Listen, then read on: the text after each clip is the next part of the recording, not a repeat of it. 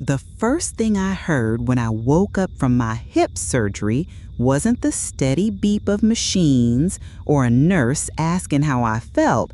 It was my son, Michael, telling a complete stranger that I'd be much better off here permanently while I was still groggy from anesthesia.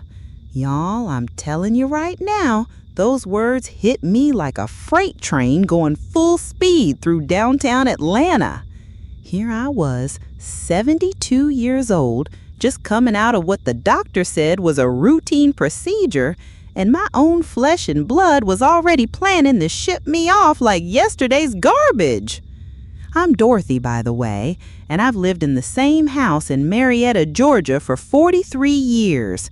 Raised 2 kids in that house, buried my husband from that front porch, and honey, I thought I'd die in my own bed surrounded by the quilts I made with my own 2 hands. But apparently, my son Michael had other plans brewing while I was laid up in Northside Hospital with a brand new titanium hip. You see, I'd been having trouble with my hip for months. Couldn't get up my front steps without holding that railing like my life depended on it. My doctor, sweet old Dr. Peterson, who's been taking care of me since Reagan was president, said it was time for a replacement. Dorothy, he told me, patting my shoulder like he always did, you'll be dancing at church socials again in no time.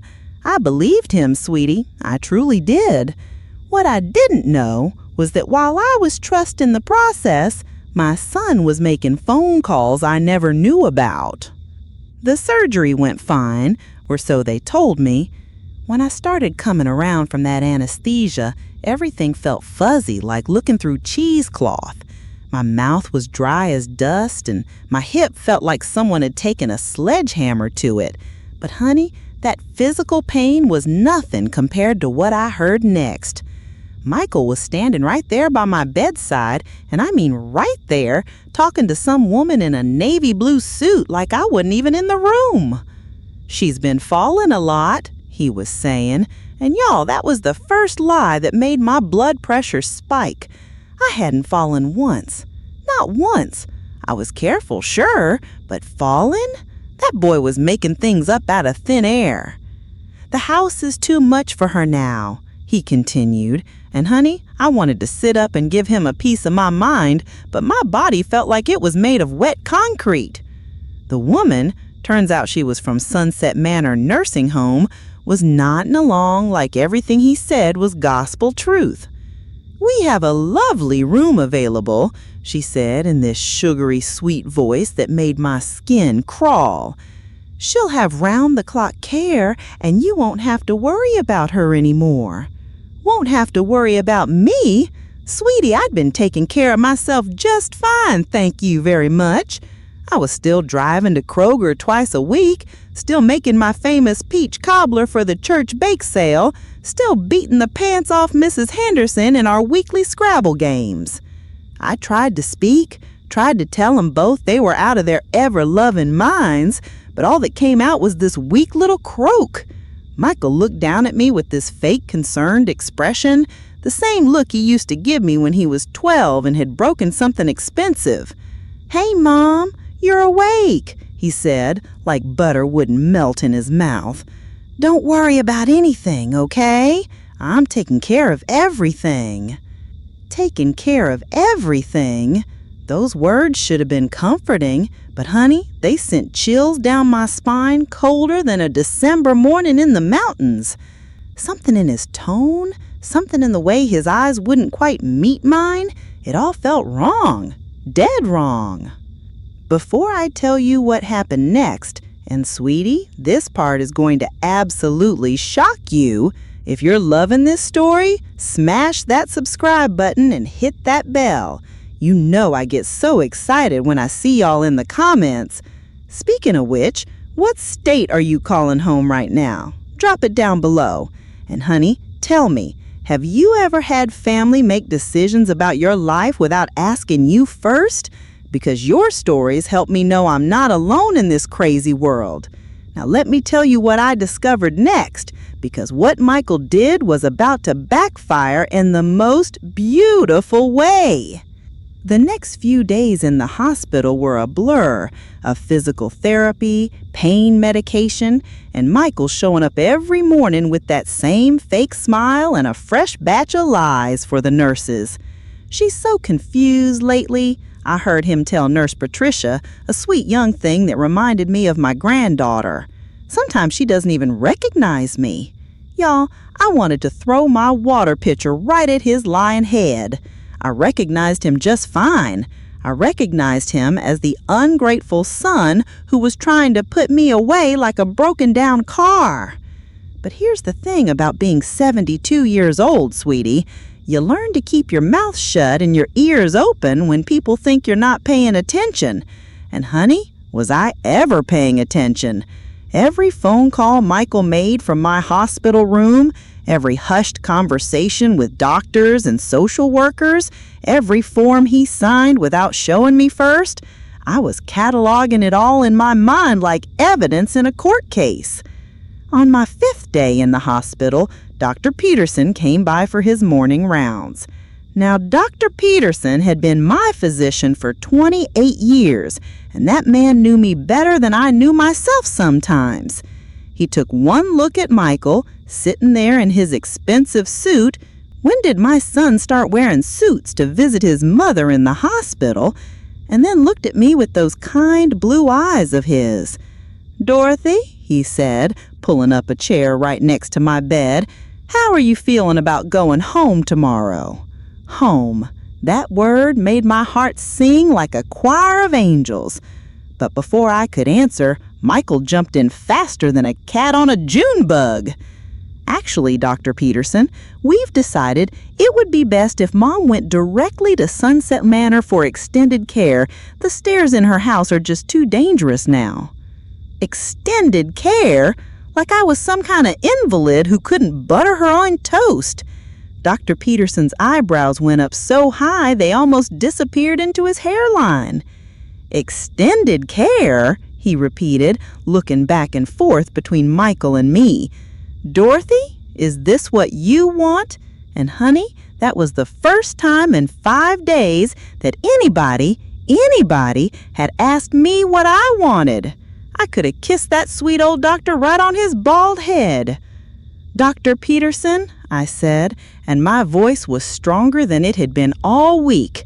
"I want to go home to my own house, sleep in my own bed, and sit on my own front porch with my morning coffee.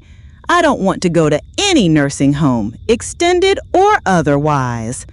The look on Michael's face was something else, like I just announced I was planning to run off and join the circus. "Mom, you're not thinking clearly," he said, and there was an edge to his voice that I didn't like one bit. "The medication is making you confused." Confused?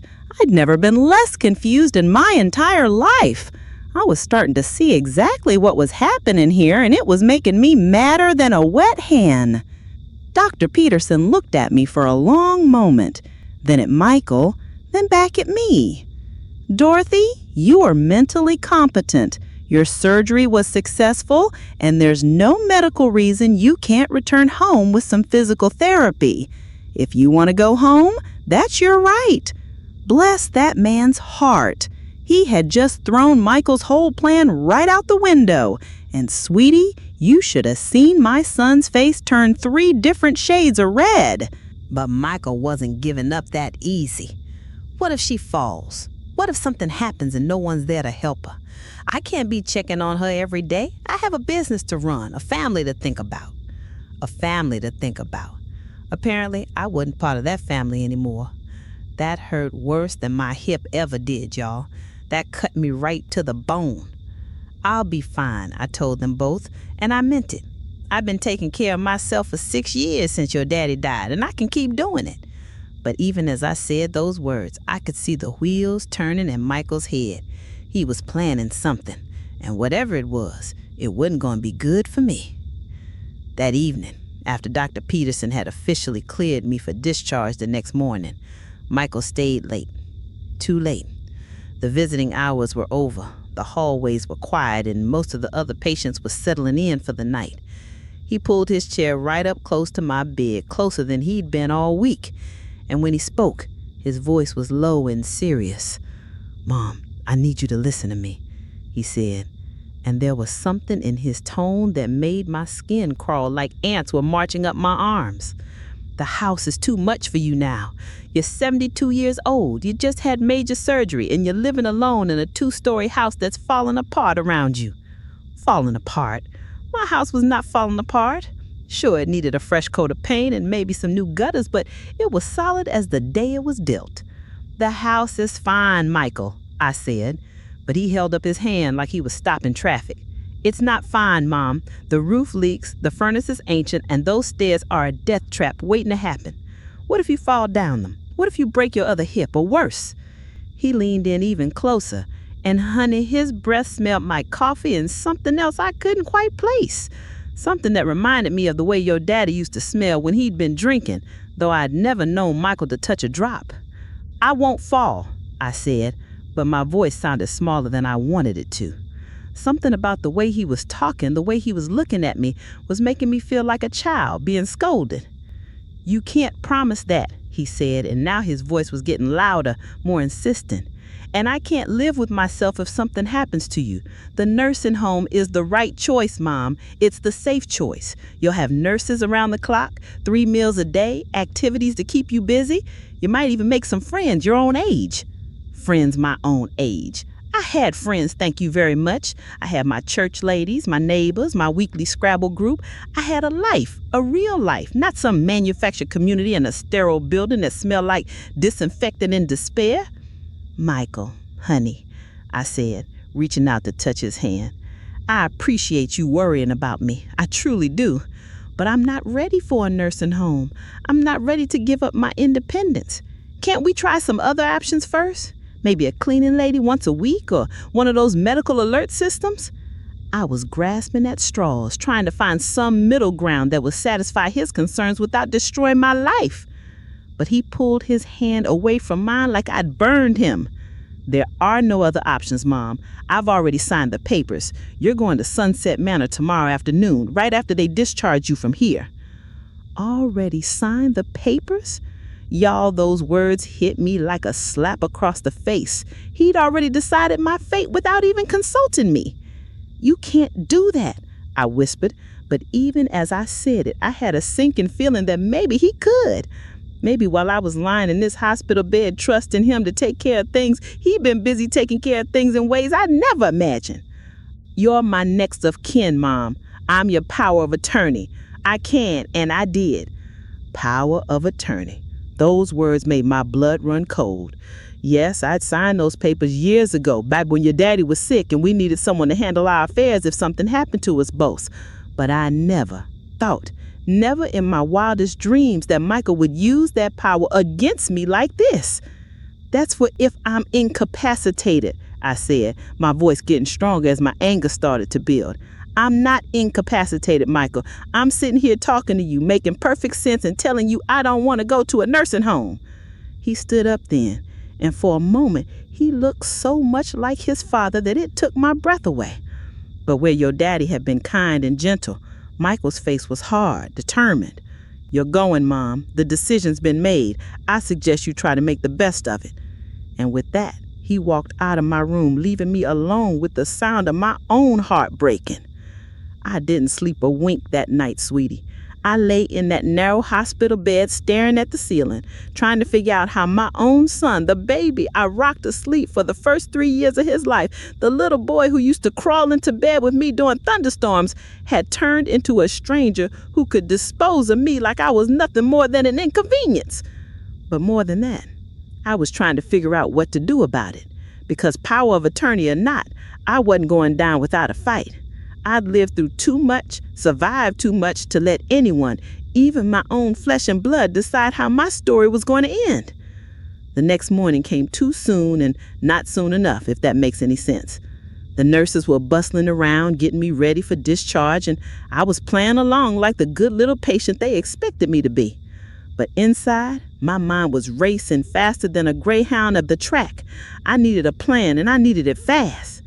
Dr. Peterson stopped by around 9 o'clock to check on my incision one last time. He peeled back the bandage with gentle hands. "Everything looks good, Dorothy," he said. "You should be walking without that walker in a few weeks and back to your normal activities in a month or two." Normal activities. If only he knew that my normal activities were about to be replaced with bingo games and arts and crafts in a nursing home I never asked to enter. "Dr. Peterson," I said, grabbing his arm as he started to turn away, "is there anything you can do to stop this? Any medical reason why I shouldn't go to that place?" He looked at me with such kindness in his eyes, and for a moment I thought maybe, just maybe, he could save me from this nightmare. "Dorothy, I wish there was," he said softly, "but medically speaking, you're fine. Your son has legal authority to make these decisions, and there's nothing I can do to override that." He patted my hand, the same way he'd been doing for nearly 30 decades. "I'm sorry. I truly am." After he left, I sat there in that hospital bed feeling more alone than I'd ever felt since the day we buried your daddy. But then something started bubbling up inside me. Not sadness, not fear, but something much more dangerous. Anger. Pure, righteous anger at being treated like I was already dead and buried. Michael showed up around 11 with a suitcase I'd never seen before. He said, "I packed some of your things," not meeting my eyes. "Just the essentials. The nursing home provides most of what you'll need." Just the essentials. Like my life could be reduced to whatever fit in one small suitcase. "Where did you get this suitcase?" I asked, "'cause it sure wasn't one of mine. All my luggage was stored in the closet upstairs, the same set your daddy and I had bought for our honeymoon trip to Niagara Falls 50 years ago." "I bought it yesterday," he said, still not looking at me. "Your old ones were, well, they were pretty worn out." Worn out? Everything about me was worn out in Michael's eyes, apparently. But honey, let me tell you something. Worn doesn't mean worthless, and I was about to prove that to him in ways he never saw coming. The ride to Sunset Manor was the longest 20 minutes of my life. Michael drove in silence while I stared out the window at my neighborhood, wondering if I'd ever see it again. We passed the Kroger where I'd been shopping for 40 years, the little park where I used to take Michael when he was small, the church where I'd been a member since before he was born. Everything that made up the fabric of my life was slipping away outside that car window. Sunset Manor looked exactly like what it was, a place where people went to wait to die. The building was bland and institutional, all beige brick and small windows. The parking lot was full of cars I didn't recognize, driven by people who were visiting relatives they probably felt guilty about not seeing more often. I knew because I'd been one of those people once, visiting your daddy's Aunt Martha in a place just like this, until she passed 5 years ago. The woman in the navy suit, Mrs. Patterson, she introduced herself, was waiting for us in the lobby with a clipboard full of forms and a smile that never quite reached her eyes. "Mrs. Morrison, welcome to Sunset Manor," she said, like I was checking into a hotel for a vacation instead of being exiled from my own life. Family. That word used to mean something to me. It used to mean Sunday dinners and birthday celebrations and people who loved you no matter what. Now it seemed to mean people who made decisions about your life without asking, and places that took you in when your real family didn't want to be bothered anymore. The room they showed me to was small and sterile, with 2 single beds separated by a curtain. "You'll be sharing with Mrs. Chen," Mrs. Patterson explained cheerfully. "She's such a sweet lady. I'm sure you'll get along famously." Sharing a room with a stranger at 72 years old. I hadn't shared a room with anyone since your daddy died, and now I was supposed to sleep 3 feet away from some woman I'd never met?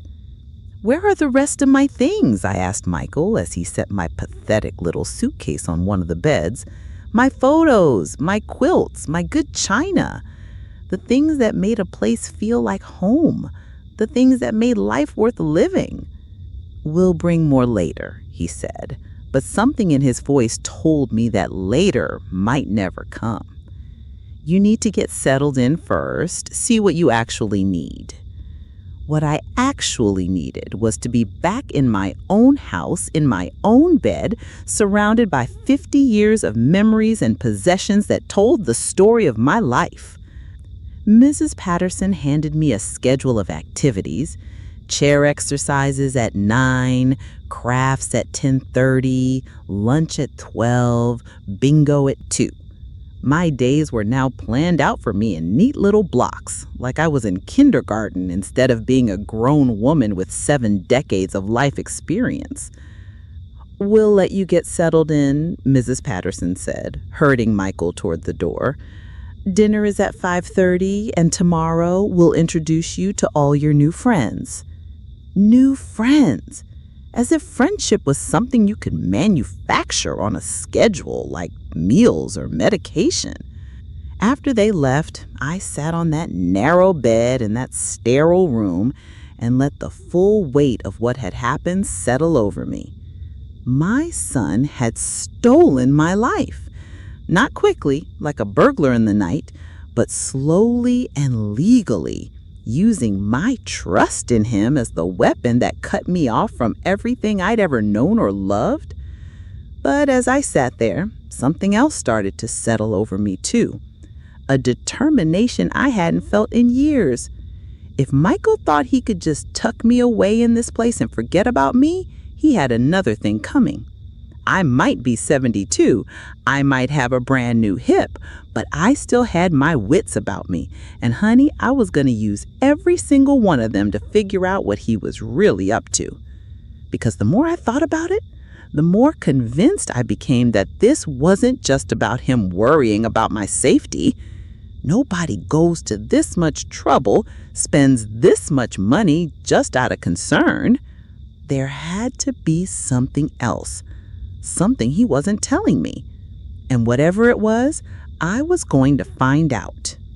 My roommate, Mrs. Chen, turned out to be a tiny woman from San Francisco whose children had done exactly the same thing to her that Michael had done to me. They sold my house, she told me in accent of English that was still better than most native speakers I'd known. Said I couldn't take care of it anymore. Kept all the money, told me it was for my care. The way she said that last word with such bitterness told me everything I needed to know about how she felt about the care she was receiving. "How long have you been here?" I asked, dreading the answer. 2 years, she said, and the sadness in her voice was like a knife to my heart. 2 years! The thought of spending 2 days in this place made me want to scream, let alone 2 years. But Mrs. Chen's story also gave me an idea. If Michael had convinced me to sign those power of attorney papers under false pretenses, if he was making decisions that weren't really in my best interest, then maybe there was something I could do about it. That night, I called my oldest friend Gladys Henderson from the phone in the hallway. Gladys and I had been friends since our kids were in elementary school together, and if anyone would tell me the truth about what was happening in my neighborhood, it would be her. "Dorothy, honey," she said when she heard my voice, and I could hear the relief flooding through the phone.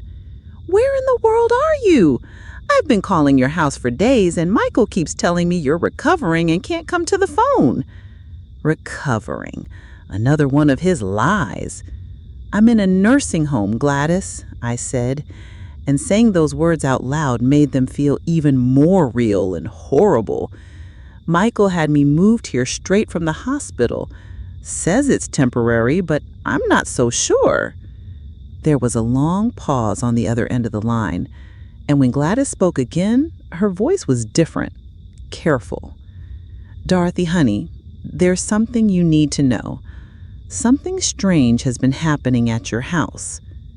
My heart started pounding so hard I could hear it in my ears. "What kind of strange?" "There've been trucks there, sweetie. Moving trucks, dumpsters, all kinds of activity. And yesterday, I saw Michael there with some woman I didn't recognize. They were loading furniture into a big truck. Furniture. My furniture. The furniture I bought with your daddy. The pieces we saved for and cherished and built our life around. Gladys, I whispered because my voice wouldn't work louder, are you telling me he's cleaning out my house? I don't know for sure, honey, but it sure looks that way. Mrs. Peterson from across the street says she saw them loading your dining room table.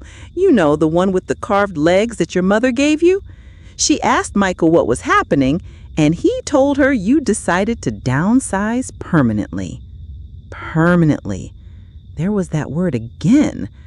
My dining room table, the one where I'd served Christmas dinner for 40 years, where Michael had done his homework every night in high school, where your daddy and I had played cards and planned our retirement.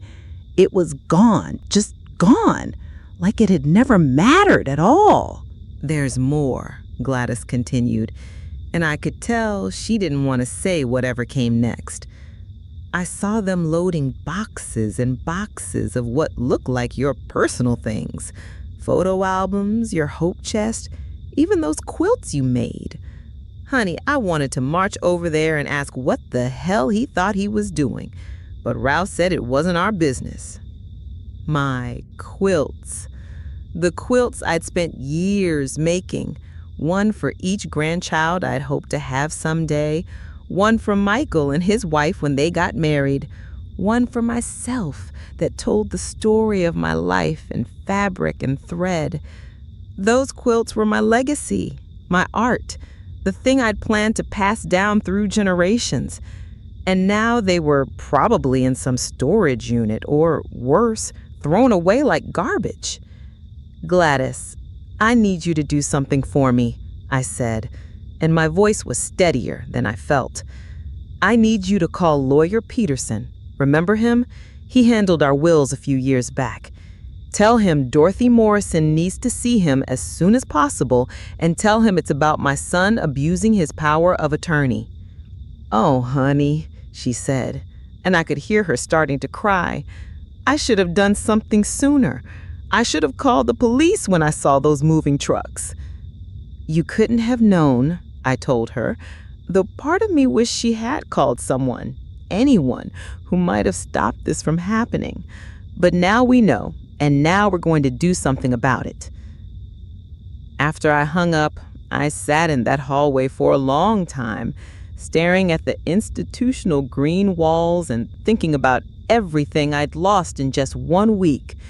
My house, my furniture, my possessions, my independence, all gone because I trusted my own son to do right by me. But the more I thought about it, the angrier I got. And anger, I was discovering, was much more useful than sadness. Anger could be shaped into action, and honey, I was ready to take some action. The next morning, I called a taxi from that same hallway phone. When the driver arrived, a young woman with kind eyes and a firm handshake, I told her I needed to go to my lawyer's office and I needed to make a stop on the way. Where to first? She asked, as I settled into the back seat with my purse clutched tight in my hands. 1247 Maple Street, I said. I want to see what's left of my house. The drive through my old neighborhood felt like visiting a ghost town. Everything looked the same but different, like I was seeing it through new eyes. When we turned onto Maple Street, my heart almost stopped. There, parked in my driveway, was a big white moving truck. And standing on my front porch, directing 2 men carrying my rocking chair, the one your daddy made for me when Michael was born, was my son. Stop here, I told the taxi driver, and she pulled over across the street where we could see everything but wouldn't be noticed right away. What I saw made me angrier than I'd ever been in my entire life. Those men weren't just moving furniture, they were gutting my house. Everything that had made it a home was being loaded into that truck like it was worthless junk. My kitchen table, my bookcases, even the little ceramic elephant I'd bought on our trip to Gatlinburg 30 years ago, all was being loaded into that truck like it was worthless. And Michael was standing there supervising it all, checking items off a list like he was conducting an estate sale. Except I wasn't dead. I was sitting right there across the street, watching my son erase my entire life. "Ma'am, are you all right?" the taxi driver asked, and I realized I was crying. Not the quiet tears of sadness, but the hot, angry tears of rage. "Drive to the lawyer's office," I said through gritted teeth, "and honey, drive fast." Lawyer Peterson's office was in a converted Victorian house downtown, the same place he'd been practicing for 30 years. When I walked in, still in my hospital gown under a bathrobe because I hadn't had time to change, his secretary's eyes went wide. "Mrs. Morrison, we weren't expecting to see you so soon after your surgery. How are you feeling?" "I'm feeling like my son is trying to steal my life out from under me." And I must have looked as fierce as I felt because she immediately picked up the phone to call Mr. Peterson. Within 5 minutes, I was sitting in his familiar office, surrounded by law books and family photos, telling him everything that had happened since I'd gone into surgery a week ago. He listened without interrupting, taking notes on a yellow legal pad, his expression getting more and more serious with every detail. "Dorothy," he said when I finished, "what Michael is doing may be legal under the power of attorney agreement, but it's not ethical. And more importantly, it's not in your best interest, which is what that document requires." "Can you stop him?" I asked, and I held my breath waiting for his answer. "I can try. We can file an emergency petition to have the power of attorney revoked on the grounds that it's being abused. We can also file a motion to prevent him from disposing of any more of your property until a judge can review the situation." Emergency petition, motion to prevent disposal. The legal terms sounded like music to my ears. "How long will that take?" "If we file today, we might be able to get a temporary restraining order by tomorrow. But Dorothy, you need to understand, this could get ugly. Michael won't take kindly to being challenged, and he might fight back in ways you don't expect." I thought about my rocking chair being loaded into that truck, about my quilts disappearing into boxes, about Mrs. Chen sitting in that nursing home for 2 years, waiting to feel like a real person again. "Mr. Peterson," I said, "it's already ugly. Let's file those papers." The rest of that afternoon was a blur of legal documents and phone calls. Mr. Peterson's secretary typed up petition after petition while he made calls to judges and court clerks trying to expedite our case. By 5 o'clock, we had everything filed and a court date scheduled for the next morning. "Now what?" I asked as we finished up. "Now we go serve Michael with these papers. And Dorothy, you might want to prepare yourself for his reaction. Men who abuse power don't like being called on it." We drove back to my house in Mr. Peterson's car, and I was relieved that the moving truck was gone. But when we walked up to my front door, and I used my key to open it, what I saw inside made me gasp out loud. My house was empty. Not just empty of furniture, but empty of everything that made it mine. The walls were bare, the floors were swept clean, even the curtains were gone from the windows. It looked like a house that had never been lived in, never been loved in, never been home to anyone. I walked from room to room in a daze, Mr. Peterson following quietly behind me. The living room where I had watched Michael take his first steps, empty. The kitchen, where I'd made thousands of meals for my family, nothing but bare cabinets and dusty counters. My bedroom, where your daddy and I had shared 50 years of marriage, stripped down to the walls. But it was when we got to the basement that I found the thing that made me absolutely see red.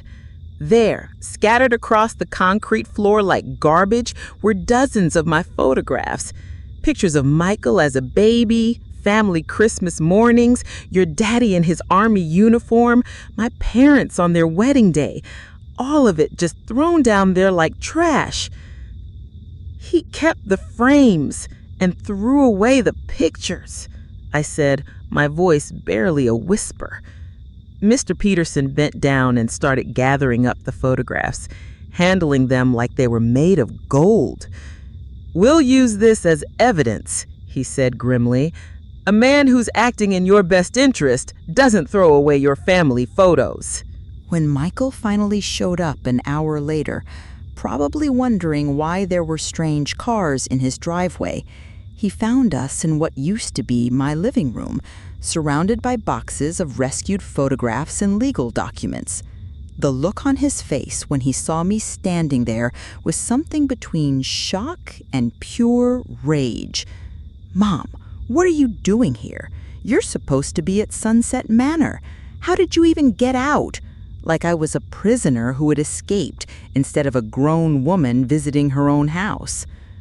"I'm here because this is my house, Michael. My name is on the deed, not yours." I was proud of how steady my voice sounded, even though my knees were shaking. "Not for long," he said, and there was something in his voice that chilled me to the bone. "The realtor says we should be able to close within 30 days, especially if we price it to sell quickly." The realtor. He was selling my house. The house where I'd planned to live until I died, where I'd raised my children and buried my husband and built my entire adult life. He was selling it like it was just another piece of property to be disposed of. "You can't sell my house," I said, but even as the words came out, I had a sinking feeling that maybe he could. "I can, and I am," he said, crossing his arms over his chest like a stubborn child. "The money will go toward your care at the nursing home. You'll be much better off with the proceeds invested properly instead of tied up in an old house that's falling apart." That's when Mr. Peterson stepped forward, and honey, if I'd been Michael, I would have been scared. This sweet old lawyer suddenly looked like he could chew nails and spit out bullets. "Mr. Morrison," he said in his most formal courtroom voice, "I'm serving you with these legal documents on behalf of your mother. You are hereby ordered to cease and desist from disposing of any more of her property, and you are required to appear in court tomorrow morning to answer charges of abuse of power of attorney." The look on Michael's face was something I'll never forget as long as I live. It went from shock to anger to something that looked almost like fear, all in the space of about 5 seconds. "You can't do this," he said, but his voice wasn't as confident as it had been a minute before. "We just did," I said, and sweetie, it felt so good to finally have some power back in this situation. "And Michael, I want to know where my quilts are. I want to know where my photographs are. I want to know every single thing you stole from this house ended up." "I didn't steal anything," he said, but he wouldn't look me in the eye. "Everything I did was for your own good. You couldn't take care of yourself anymore, and someone had to make the hard decisions." "The hard decisions?" I repeated, and I could feel my voice getting louder and more dangerous. "Like throwing my family photos on the basement floor? Like selling the rocking chair your father made with his own hands? Like putting me in a nursing home without asking me what I wanted? You weren't thinking clearly," he said, and now he was backing toward the door like he wanted to escape. The medication, the surgery, the stress, you weren't capable of making rational decisions. I'm thinking plenty clearly now, I told him, and I took a step toward him for every step he took backward. Clear enough to know that what you did wasn't about taking care of me, it was about getting rid of me so you could get your hands on my house and everything in it. The silence that followed those words was deafening. Michael's face went white as a sheet, and for a moment I thought he might actually faint right there on my empty living room floor. But then something shifted in his expression, something ugly and mean that I'd never seen before. "You have no idea what you're talking about," he said, but his voice was shaking now. "Do you know how much money I've spent on you over the years? Do you know how many times I've had to drop everything to come running when you called with some emergency?" "What emergencies?" I asked, because honestly, I couldn't think of a single time I'd called him for help in the past 5 years. I'd been careful about that, careful not to be a burden, careful to maintain my independence as long as I possibly could. The time your power went out during that ice storm, the time you thought you smelled gas, the time your neighbor was playing music too loud and you couldn't sleep, each example sounded more ridiculous than the last, and I could see Mr. Peterson taking notes on his legal pad. "Michael, honey," I said, and I tried to put all the love and disappointment I felt into those words. "Helping your mother during an ice storm isn't an emergency. It's what family does. And I never once asked you to solve any of those problems for me. I called to let you know what was happening, not to ask you to fix it." But he wasn't listening anymore. He was pacing back and forth across my empty living room, running his hands through his hair like a man who was coming apart at the seams. "You don't understand the position you put me in," he said, and his voice was getting higher and more strained.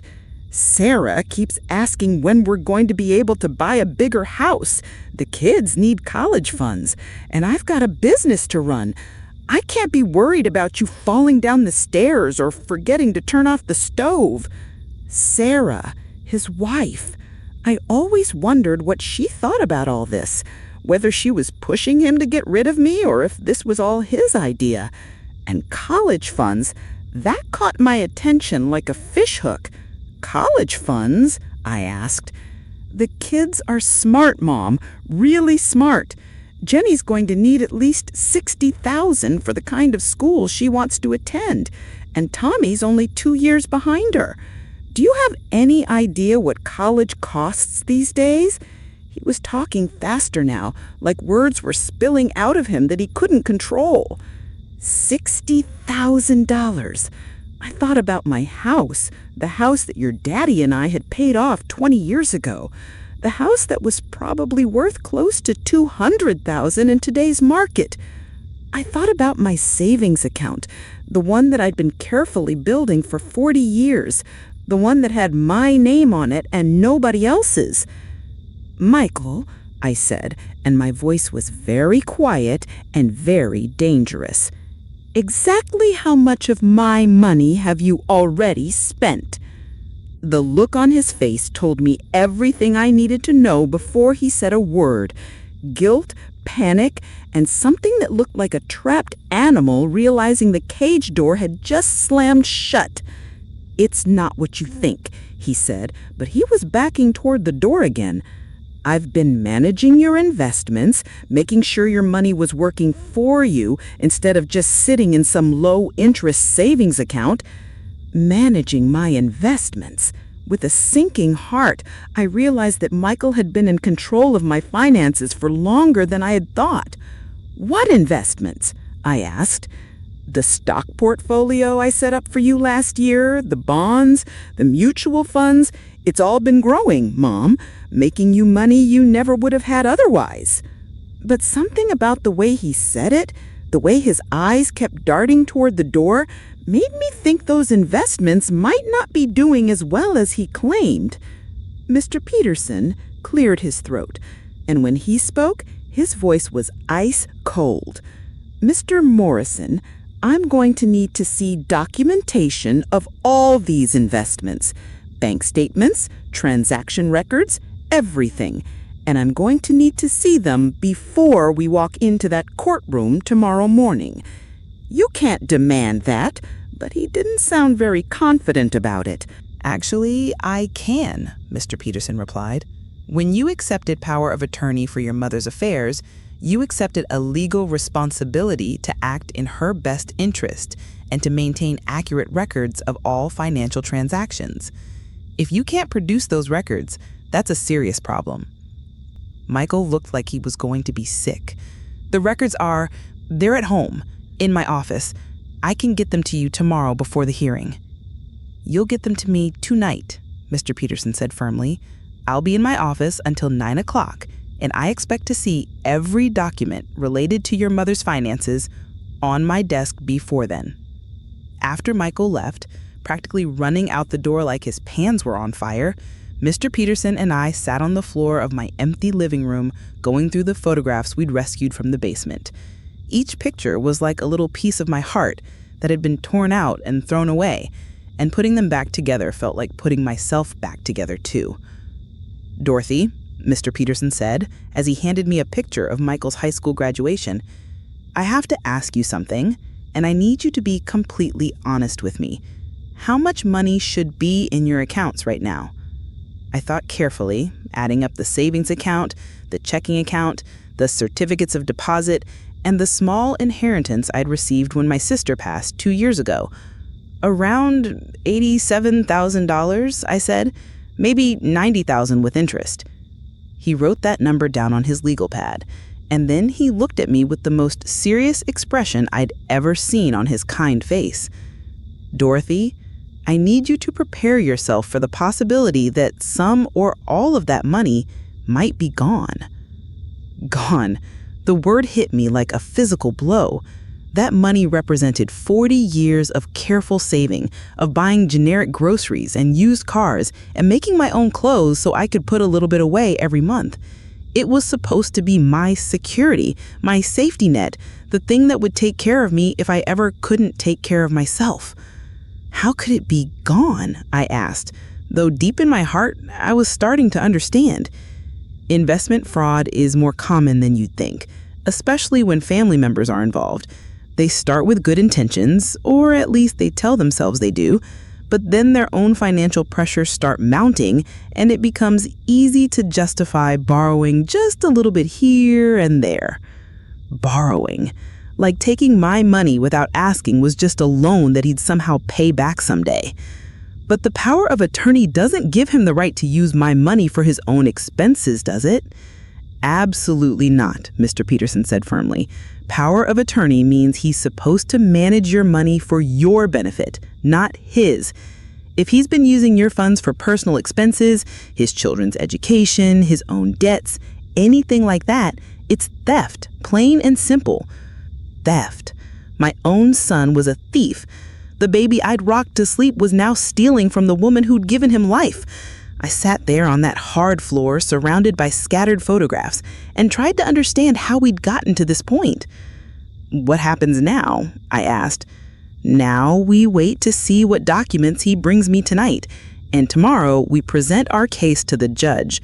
But Dorothy, I want you to understand, even if we win, even if we get your power of attorney revoked and stop him from selling the house, we might not be able to get your money back if he's already spent it." The taxi ride back to Sunset Manor was the longest 20 minutes of my life. I sat in the back seat, clutching a shoebox full of rescued photographs and thinking about how completely my life had changed in just 1 week. But you know what, sweetie? For the first time since I'd woke up from surgery, I didn't feel helpless. I felt angry, and anger was a much more useful emotion than despair. Mrs. Chen was waiting for me when I got back to our room, and the look of relief on her face when she saw me told me she'd been worried. She said, "I thought maybe they moved you to a different room, or maybe your son came and took you somewhere else without saying goodbye." I told her, "Nobody's moving me anywhere without my permission ever again." And I meant it. "Mrs. Chen, can I ask you something? When your children sold your house, what did they do with the money? Her face clouded over like a storm was coming. They said it went into an account for my care, but when I asked to see the statements, they said I wouldn't understand them, that it was better if they just handled everything. The same story Michael had been telling me about my investments. Have you ever tried to get a lawyer? She said bitterly. With what money? They control everything. I get $20 a week for personal expenses. $20. And they tell me I should be grateful for that. $20 a week. I thought about my own situation and realized how lucky I was to have caught this before it went too far. Mrs. Chen had been trapped in the system for 2 years, and who knows how many other people in this building were in the same situation. That night, I couldn't sleep. I kept thinking about Michael sitting in his house, going through financial documents, and trying to figure out how to explain where my money had gone. I thought about Sarah and the kids and whether they knew their college funds were being built on stolen money from Grandma. I thought about my empty house and my missing quilts and my photographs scattered on the basement floor. But mostly, I thought about what I was going to say to the judge tomorrow. Because, honey, I had 40 years of righteous anger built up inside me, and I was finally going to let it out. The next morning, Mr. Peterson picked me up at 7:30 sharp. He looked like he'd been up all night, and when I asked him about the documents Michael was supposed to bring, his expression told me everything I needed to know. He showed up at 8:59 with a manila envelope. Dorothy, I'm not going to sugarcoat this. Your savings account, which should have had $87,000 in it, currently has a balance of $312. $312 out of nearly $90,000. I felt like I'd been punched in the stomach and couldn't catch my breath. Where did it go? He said. According to the documents he provided, it was invested in something called Morrison Family Enterprises, which, as far as I can tell from the paperwork, is Michael's construction business. My life savings had been used to prop up my son's failing business. The money I'd saved by eating generic food and darning socks and driving the same car for 15 years was gone, disappeared into a company that apparently wasn't doing as well as Michael had led everyone to believe. Can we get it back? I asked, though I already knew the answer from the look on Mr. Peterson's face. We can try, but Dorothy, if the business is failing, there might not be anything to recover. The courthouse was an imposing brick building downtown, the same building where your daddy and I got our marriage license 50 years ago. But today it felt different, less like a place of new beginnings, and more like a place where justice might finally be served. The courtroom was smaller than I'd expected, with just a few rows of wooden benches and a judge's bench that looked like it had been there since Georgia became a state. Michael was already sitting at one table with a lawyer I didn't recognize, an expensive-looking man in a suit that probably cost more than I used to spend on groceries in 6 months. When the judge, a stern-looking woman about my age named Judge Williams, called our case, Mr. Peterson helped me to my feet and we walked to the front of the courtroom. My new hip was still stiff, and I was grateful for the cane Mr. Peterson had insisted I bring. Your Honor, Mr. Peterson began, we are here today because Mrs. Dorothy Morrison's son has systematically abused his power of attorney authority to steal her life savings, sell her possessions without permission, and have her involuntarily committed to a nursing home against her will and against medical advice. Michael's lawyer, a slick-looking man who introduced himself as Mr. Davidson, immediately objected. Your Honor, my client has been acting in his mother's best interest throughout this entire situation. Mrs. Morrison is 72 years old. She just underwent major surgery, and she was living alone in a deteriorating house that posed significant safety risks. Mr. Davidson, Judge Williams said, and her voice could have frozen water in July. Mrs. Morrison appears to be mentally competent and physically capable of speaking for herself. I'd like to hear from her directly. This was it. This was my moment to tell the truth, the whole truth, about what my son had done to me. I stood up slowly, using my cane for support, and looked directly at Judge Williams. Your Honor, a week ago, I went into the hospital for a hip replacement surgery. I was living independently in my own home, managing my own affairs, and planning to continue doing so for as long as possible. While I was unconscious from anesthesia, my son made arrangements to have me moved directly from the hospital to a nursing home without my knowledge or consent. And did you want to go to this nursing home? No, Your Honor, I did not. I wanted to go home to my own house, sleep in my own bed, and continue living my own life. But my son had already signed the papers and made the arrangements while I was drugged and unable to advocate for myself. I could see Michael shifting uncomfortably in his chair, and his lawyer was scribbling notes furiously on a legal pad. What happened to your house, Mrs. Morrison? The judge asked.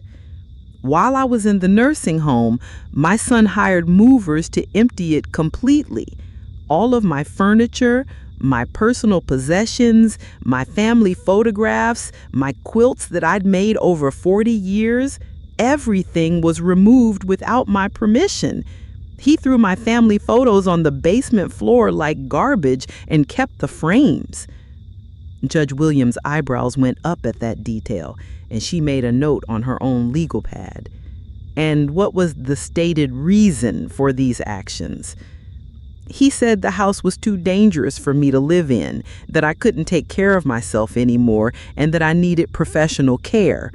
But, Your Honor, I hadn't fallen, I wasn't confused, and my doctor had cleared me to return home with physical therapy. Mr. Davidson, how do you respond to these allegations? Judge Williams asked Michael's lawyer. Your Honor, my client was acting out of legitimate concern for his mother's safety and well-being. The house in question is over 50 years old, has structural issues, and poses significant fall risks for an elderly person recovering from hip surgery. The nursing home placement was recommended by medical professionals and represents the safest option for Mrs. Morrison's continued care. What medical professionals recommended nursing home placement? The judge asked, looking directly at Michael. Michael looked like a deer caught in headlights. His lawyer whispered something in his ear, and then Michael said, The social worker at the hospital suggested it might be a good option to consider. Suggested it might be a good option to consider, Judge Williams repeated slowly, is very different from medically recommending permanent placement. Mrs. Morrison, what did your doctor say about your ability to return home? Dr. Peterson, that's my physician, not my lawyer here, said I was medically cleared to go home and that there was no reason I couldn't continue living independently with some physical therapy support. Judge Williams turned to Mr. Peterson, counselor. I'd like to see the medical records documenting this doctor's assessment. Mr. Peterson handed over a file folder. Your Honor, I have Dr. Peterson's written statement here. He confirms that Mrs. Morrison was mentally competent, physically capable of returning home, and that there was no medical basis for the nursing home. While Judge Williams reviewed the medical records, I took the opportunity to look over at Michael. My son, my baby boy who used to climb into my lap when he was scared, was staring down at the table like he couldn't bear to meet my eyes. And for a moment, just a moment, I felt sorry for him. But then I remembered my empty house and my stolen money, and that moment of sympathy passed like smoke in the wind. Mr. Davidson, Judge Williams said, looking up from the medical file, it appears that the medical evidence contradicts your stated reasons for the nursing home placement. Let's move on to the financial issues. Mrs. Morrison, what can you tell me about your money? This was the hardest part, the part that made me feel most violated and betrayed. Your Honor, I had approximately $87,000 in various accounts, money I'd saved over 40 years of marriage and 6 years of widowhood. My son had power of attorney for my affairs, but that was only supposed to be used if I became incapacitated.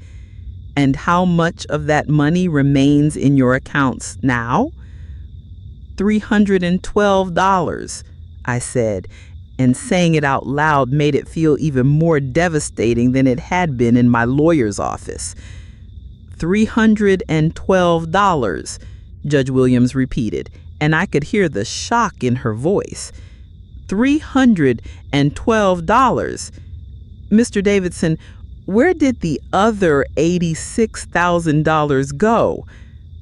Michael's lawyer looked like he'd rather be anywhere else on earth.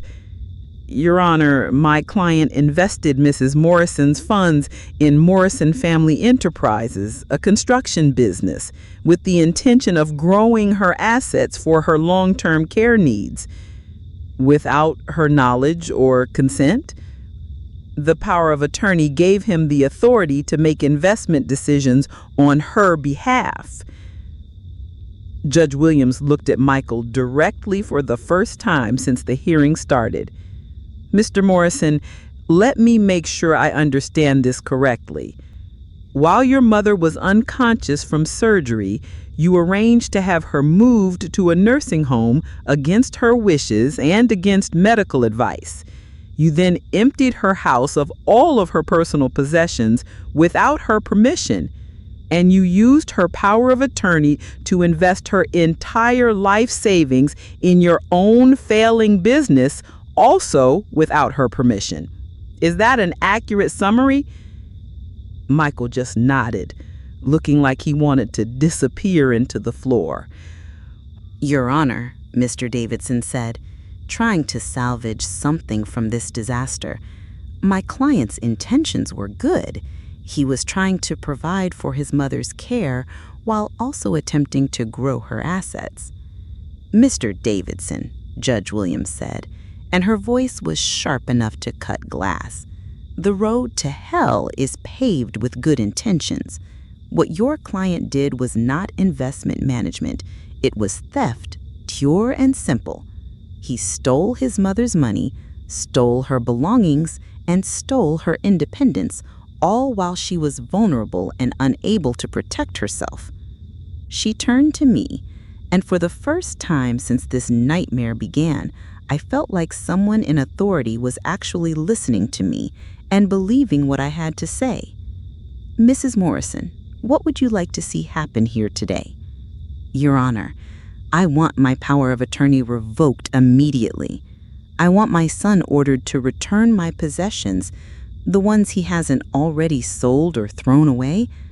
I want him ordered to account for every penny of my money and to return whatever can be recovered. And I want to go home to my own house and live my own life. Judge Williams was quiet for a long moment, writing notes on her legal pad. Finally, she looked up and rendered her verdict. The power of attorney is hereby revoked, effective immediately. Mr. Morrison, you are ordered to return all of your mother's possessions that are still in your control within 72 hours. You are ordered to provide a complete accounting of all funds you have spent from your mother's accounts, and you are ordered to begin immediate repayment of those funds at a rate to be determined by this court. She paused and looked directly at Michael, and honey, if I were him, I would have been shaking in my boots. Furthermore, Mr. Morrison, this court is referring this matter to the district attorney's office for possible criminal prosecution. Using power of attorney to steal from an elderly person is elder abuse, and it's a felony in the state of Georgia. You should consider yourself very fortunate that your mother chose to handle this matter in civil court rather than pressing criminal charges immediately. Criminal charges? The thought that my own son might go to jail for what he'd done to me was both satisfying and heartbreaking at the same time. Mrs. Morrison, Judge Williams continued, you are free to return to your home immediately. This court finds that you are mentally competent, physically capable of independent living, and that the nursing home placement was made without proper legal authority. The nursing home is ordered to release you and to provide transportation back to your residence if needed. Thank you, Your Honor, I said, and I meant it with every fiber of my being. For the first time in over a week, I felt like myself again, like a real person instead of just a problem to be managed. As we left the courthouse, Michael tried to approach me, but Mr. Peterson stepped between us like a bodyguard. Mrs. Morrison doesn't wish to speak with you right now. All communication regarding the return of her property and the repayment of her funds should go through my office. I looked at my son one last time before getting into Mr. Peterson's car. He looked older than I'd ever seen him, defeated and ashamed and maybe, just maybe, finally understanding what he'd done. But if he was waiting for me to comfort him or tell him everything would be okay, he was going to be waiting a very long time. The drive back to my house felt like a victory parade. Every familiar street, every landmark, every turn that brought me closer to home felt like a small miracle. When we pulled into my driveway and I saw my empty house waiting for me, I didn't feel sad anymore. I felt determined. It's going to take some time to get your life back to normal, Mr. Peterson warned me as he helped me up the front steps. Michael will be required to return what he can, but you'll need to replace a lot of things. That's okay, I said, and I meant it. I've been building a life for 72 years. I can build it again. That first night back in my own house, sleeping on an air mattress that Mrs. Henderson had brought over from her guest room, was the best night's sleep I'd had since before my surgery. Sure, the house was empty and echoing. Sure, I didn't have my familiar furniture and my comfortable bed, but I was home. I was in my own space, making my own decisions, living my own life again. Over the next few days, Michael returned some of my belongings, the items that hadn't already been sold or donated. My rocking chair came back, thank goodness, and about half of my kitchen things, but my quilts were gone, sold to some consignment shop in Atlanta. My good china was gone, too, and my hope chest with all the mementos from my marriage. The financial recovery was going to be a longer process. Mr. Peterson explained that we'd probably be able to recover some of the money through the court-ordered repayment plan, and maybe more if we could force Michael to sell some of his own assets. But realistically, I was looking at living on a much smaller budget than I'd planned for my retirement years. You know what, though? I was okay with that. I'd lived through the Depression as a child. I'd stretched dollars during the early years of my marriage when money was tight, and I could do it again. What I couldn't do was live with the knowledge that I'd given up my independence without a fight. Mrs. Chen called me about a week after I got home. She'd heard through the nursing home grapevine about what had happened to me, and she wanted to know if I could help her find a lawyer.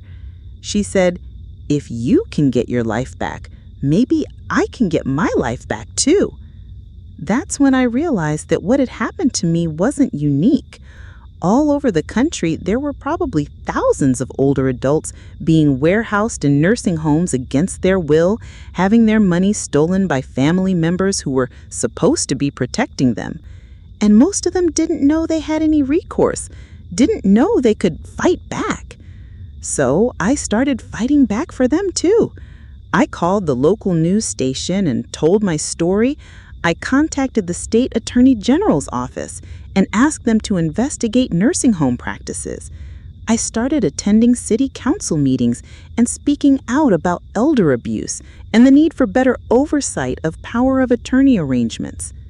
The reporter who interviewed me, A young woman named Sarah Martinez was so moved by my story that she did a whole series on elder financial abuse. The response was overwhelming. Dozens of families came forward with similar stories, and several new laws were passed to provide better protection for older adults. Michael, meanwhile, was dealing with the consequences of his actions. The district attorney did press criminal charges, and he ended up pleading guilty to financial exploitation of an elderly person.